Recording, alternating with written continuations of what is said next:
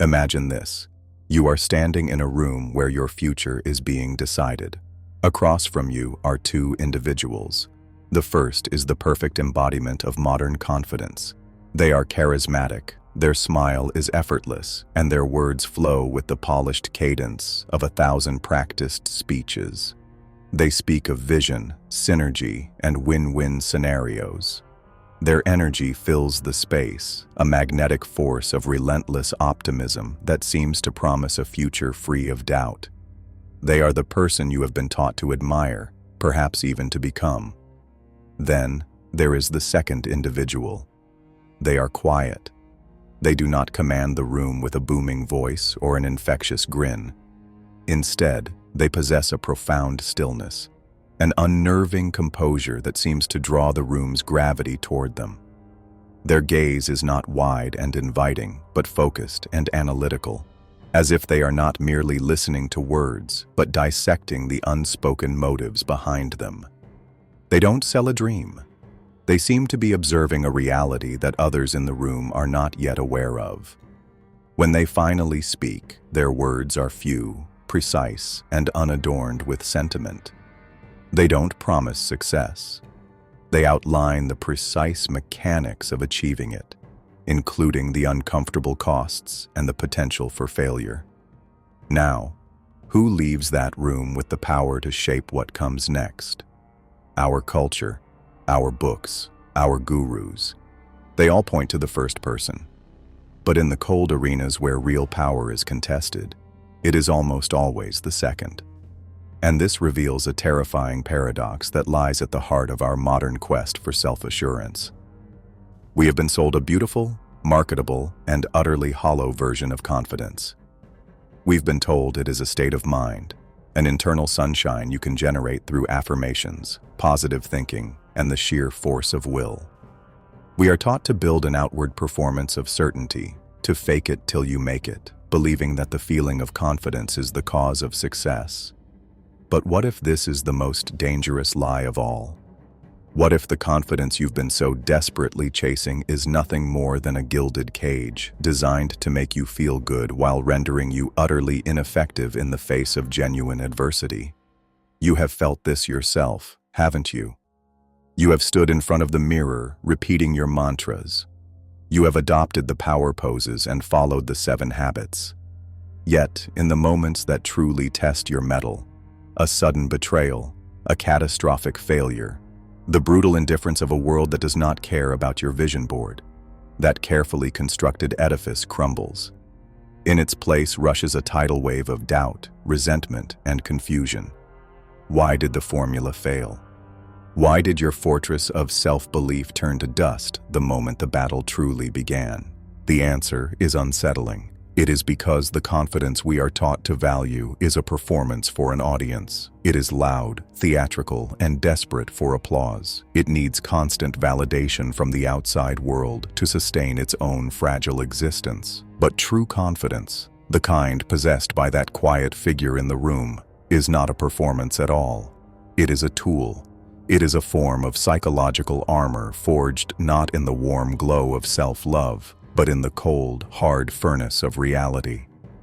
It is a quiet, internal engine that operates independently of praise or criticism. It doesn't need to be loud because it is not trying to convince anyone. It is simply prepared. What if the most powerful trait of the truly confident has nothing to do with believing in yourself and everything to do with seeing the world and the people in it for what they truly are? What if the path to unshakable strength is not paved with optimism, but with a radical, almost forbidden, acceptance of the darkness in human nature? Could it be that the secret to becoming formidable lies not in the self-help aisle, but in the suppressed wisdom of a 500-year-old manuscript penned by a man whose name has become synonymous with cynical manipulation? Niccolò Machiavelli. To find that answer, we must first diagnose the disease we didn't even know we had. We must unearth the hidden psychological problem that makes us crave the weak, performative confidence while fearing the silent, effective alternative.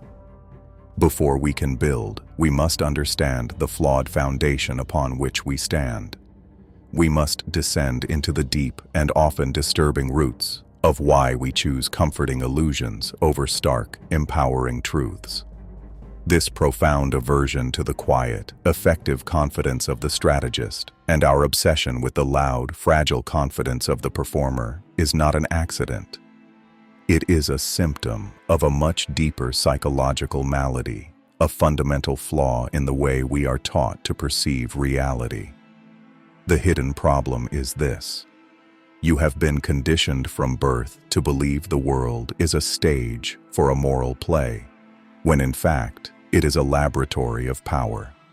You are taught that life should be fair, that good deeds are rewarded, that intentions matter more than outcomes, and that a positive mindset can bend the universe to your will. This is the just world hypothesis, a cognitive bias that whispers a comforting lie into your ear. People get what they deserve. It's a psychological security blanket. Without it, you would have to confront a terrifying truth.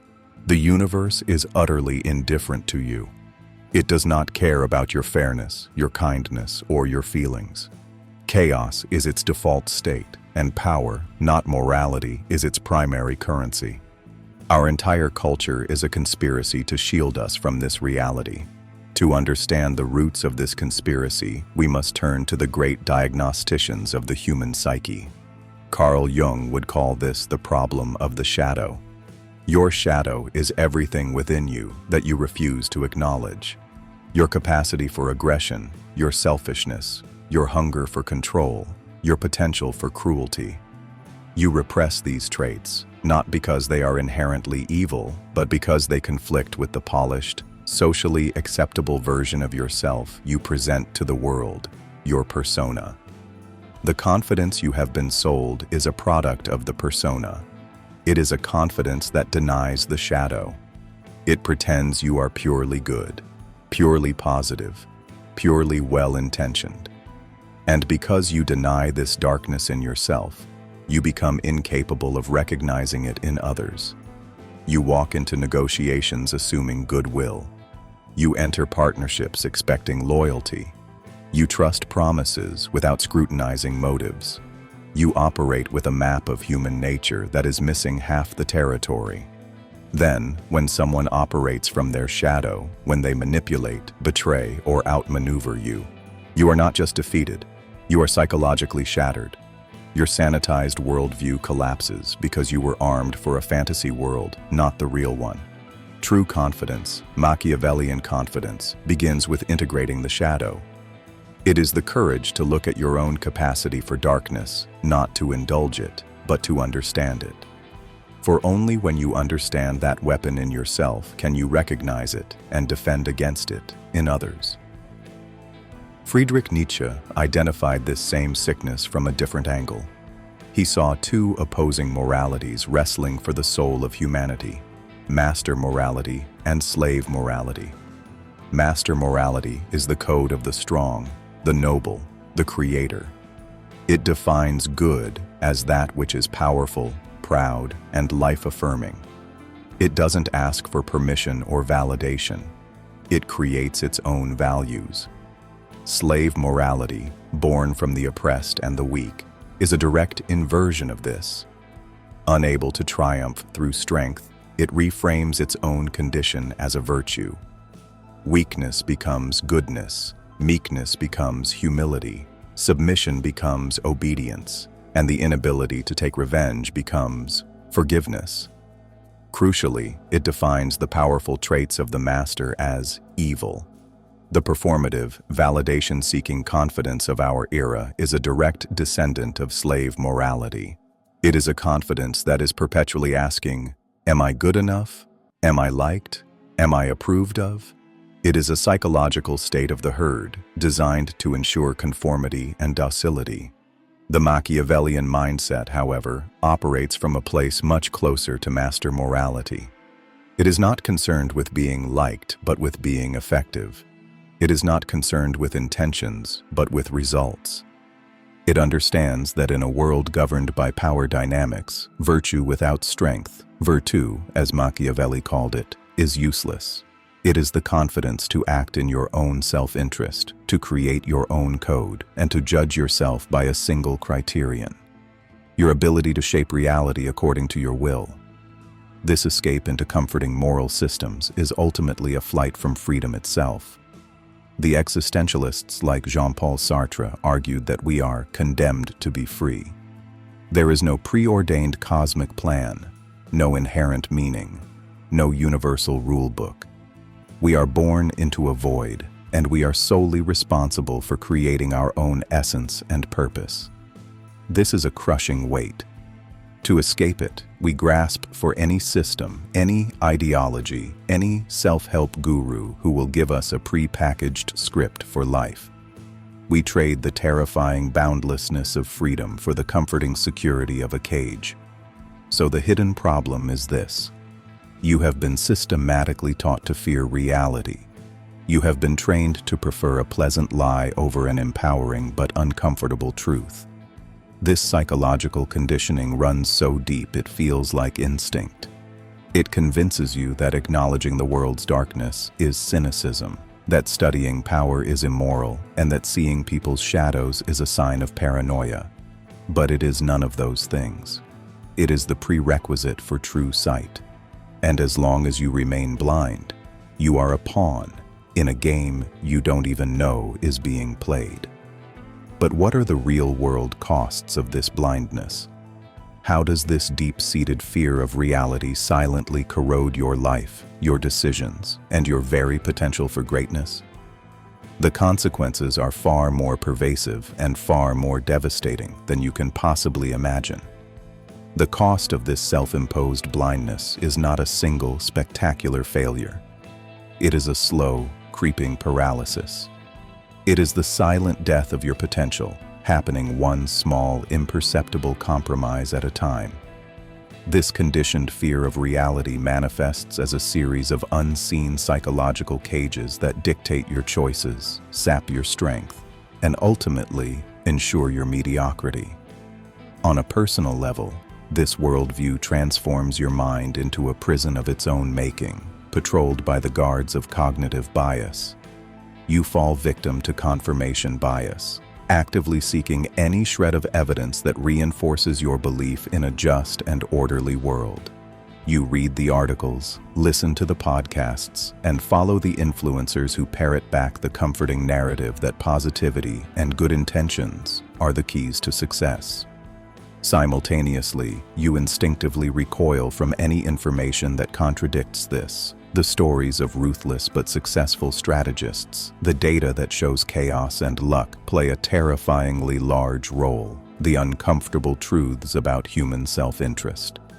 Your world becomes a self-validating echo chamber, a cushioned cell where your fragile confidence is never challenged and therefore never grows. This is compounded by a chronic optimism bias where you consistently underestimate the probability of negative outcomes. You enter ventures with inadequate preparation, trusting that your passion will overcome practical obstacles. You place faith in people based on their charismatic presentation, ignoring the subtle red flags your intuition is screaming about. This isn't true optimism, which is a strategic choice to persevere despite known risks. This is a childish wishfulness, a belief that the universe will somehow make an exception for you when failure inevitably strikes. Because reality is a far more rigorous accountant than your feelings are, you are left utterly unprepared, not just practically, but emotionally.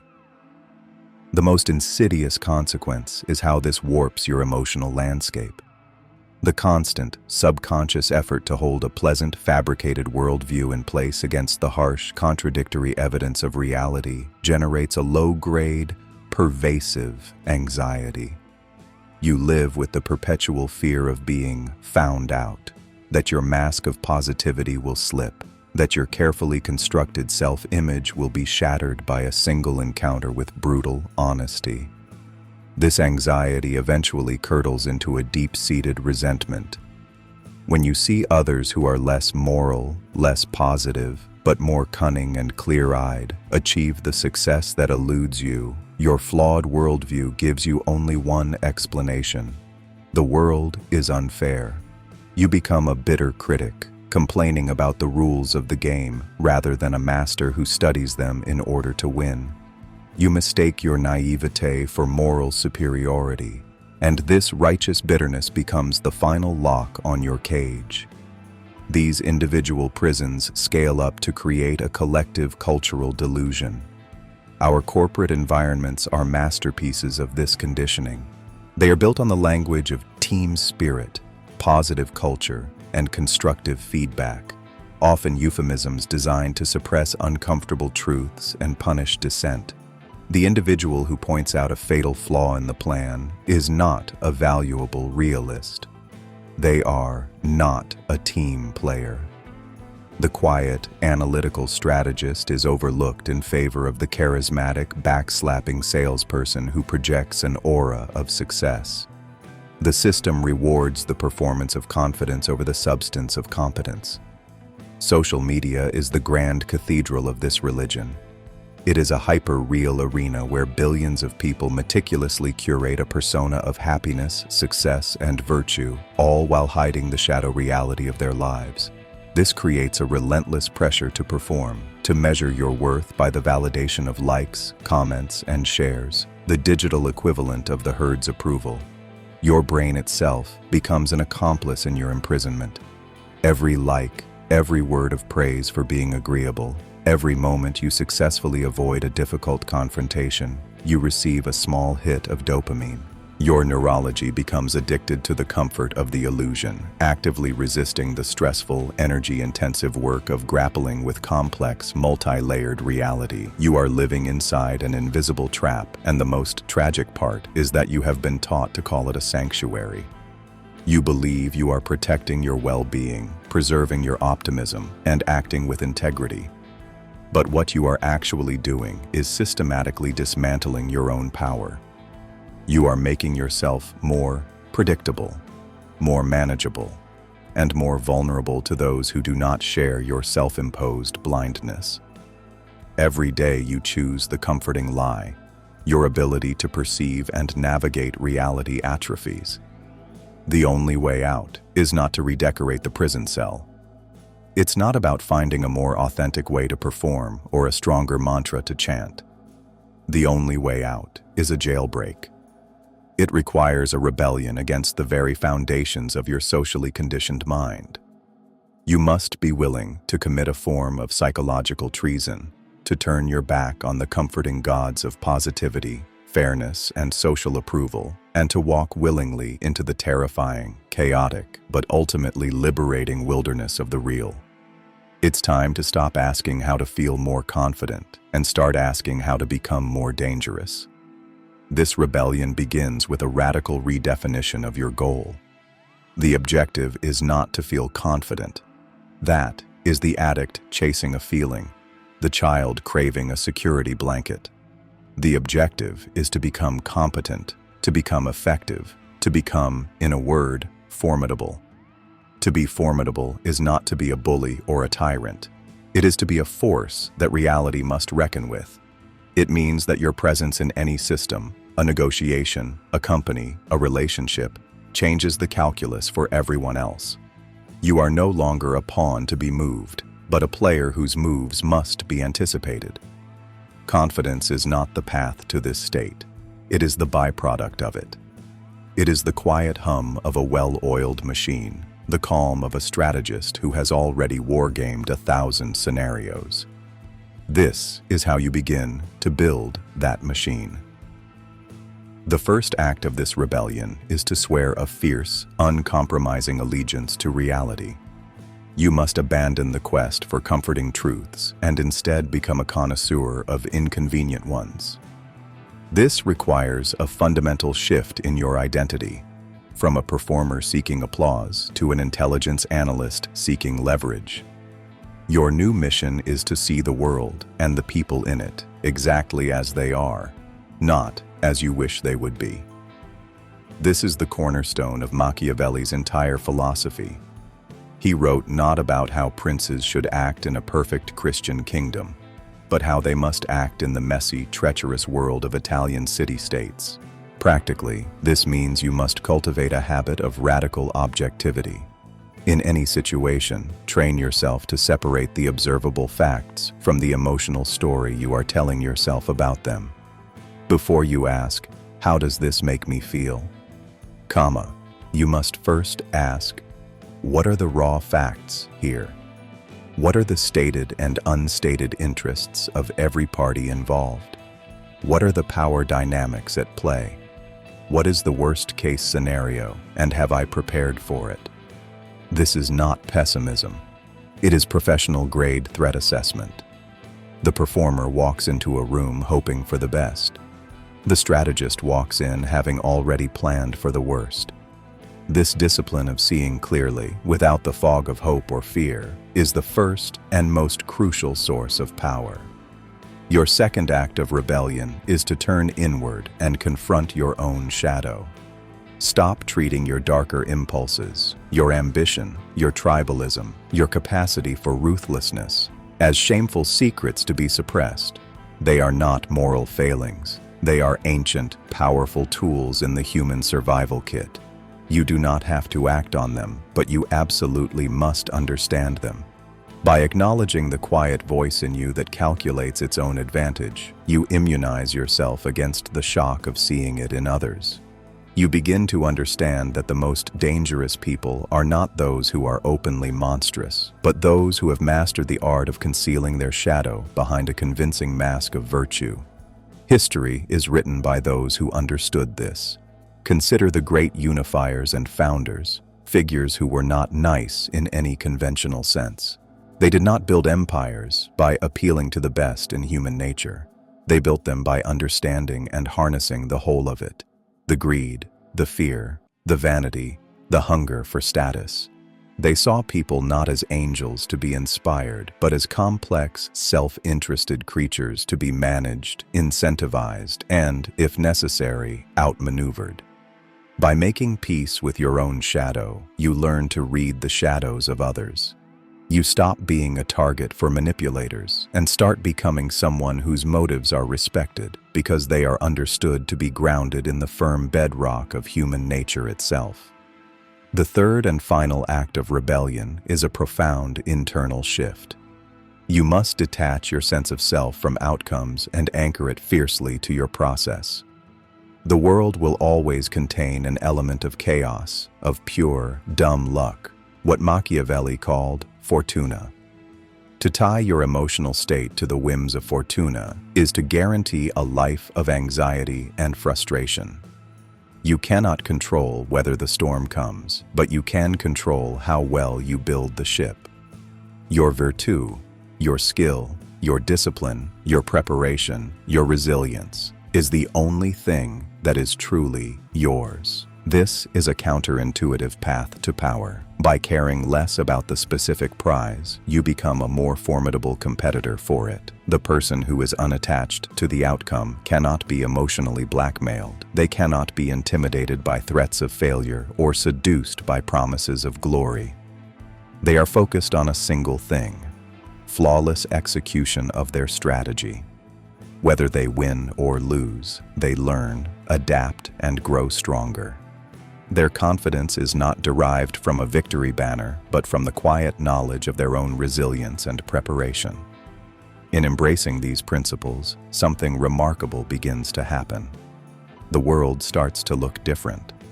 The comforting Disney-fied version of reality recedes, and in its place, the raw, intricate machinery of power dynamics becomes visible. You start to see the hidden currents beneath the surface of conversations, the unspoken interests driving decisions, the subtle tests of will that happen in every interaction. You are breaking free. But seeing the machine is not the final step. The ultimate question remains. Once you understand the rules of this hidden game, what is the game truly for? What is the final, most powerful realization that this new sight unlocks? You have undertaken the rebellion. You have stripped away the comforting illusions, faced the shadow, and anchored yourself in the disciplined process of your own actions.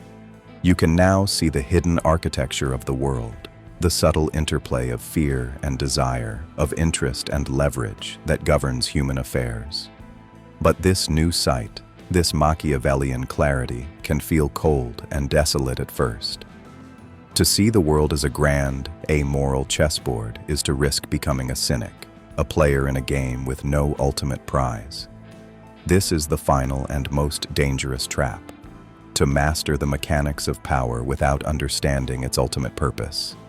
The ultimate truth, the final realization that transmutes this cold knowledge into a source of profound and unshakable strength, is this: the game is not meant to be won.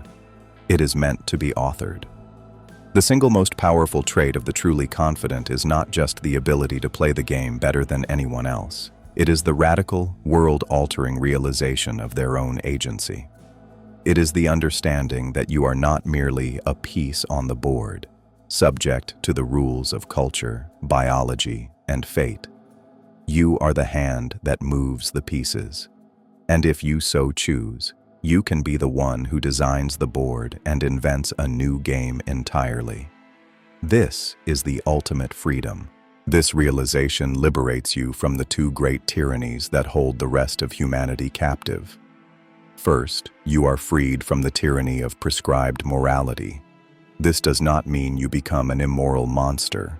It means you graduate from the kindergarten ethics of the herd, the simple, black and white rules designed to keep the masses predictable and docile. You no longer ask, "Is this what a good person would do?" Instead, you ask, "Does this action serve my ultimate purpose? Is it consistent with the code I have forged for myself? Is it effective?" You become your own lawgiver. Your ethics are no longer a set of external constraints, but an internal compass built from your own values, tested in the crucible of reality. You do not do the right thing because you fear punishment or seek reward. You do what you have sovereignly determined to be necessary and true. Second, and even more profoundly, you are freed from the tyranny of a fixed identity. The person you are, your personality, your beliefs, your habits, is not a static, essential you. It is a strategy.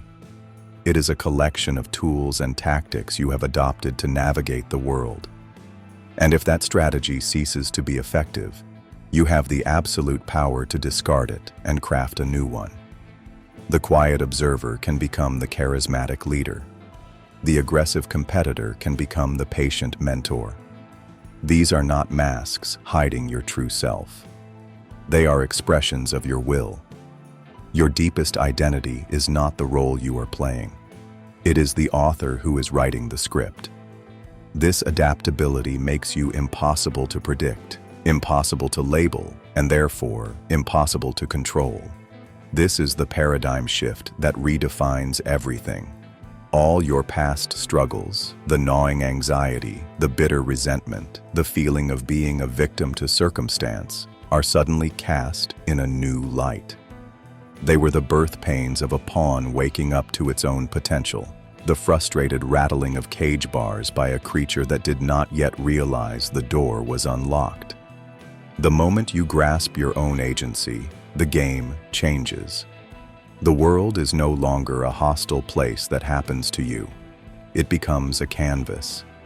The chaos and indifference of the universe are no longer terrifying. They are the ultimate creative opportunity. An empty void is the perfect place to build a world. This is the final destination. The quiet, unshakable confidence you see in the truly formidable is not a feeling they cultivate. It is the deep, silent calm of the sovereign individual.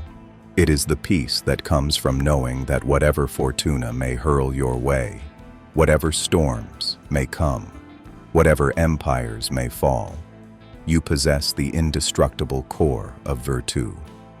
You have the clarity to see, the courage to act, and the agency to create meaning from the raw material of a meaningless world. You no longer need the world to validate you, because you have become your own source of validation. You no longer hope for a future you are given. You are busy building the future you have designed. Look back now to that room where your future was being decided. The loud performer was a slave to the approval of others. The quiet strategist was a student of reality. But you are neither. You are the architect of the room itself. The cage of cultural conditioning was never locked. The script was never finished. The door was always open. The only question that has ever mattered is the one you face right now. Do you have the courage to walk through it and write the ending yourself?